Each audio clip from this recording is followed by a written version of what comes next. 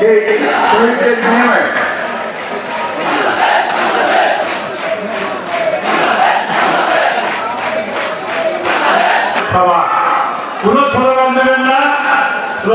সংবাদ 24 চ্যানেল সত্যের সন্ধানে প্রতি।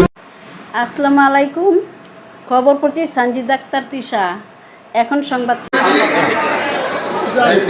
সরকারের কথা বলতে বলতে নিজেরা যেন যে শহীদদের বিনিময়ে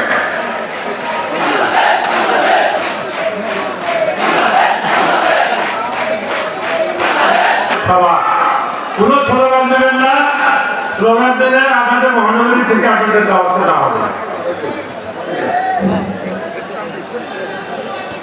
আপনাদের স্লোগান আমাদের কানে যায়, কিন্তু সেটা ভালো লাগে না। শহীদের বোন বক্তব্য রেখেছে, শহীদের আত্মীয়রা বক্তব্য রেখেছে, শুনেছি, কষ্ট হয়েছে।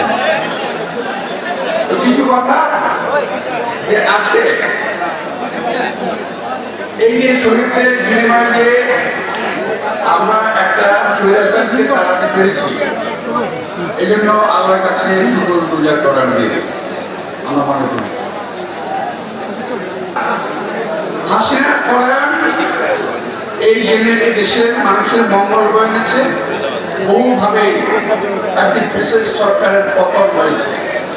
কিন্তু আমরা কিন্তু বারবার একটা কথা বলেছি,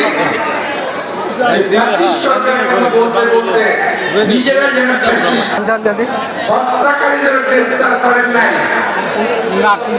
করেছে। অনেকে আমরা টাকা হয়েছে, যাদের ঘরে একসময় খাওয়া ছিল না তারা কিন্তু খাওয়া পাচ্ছে।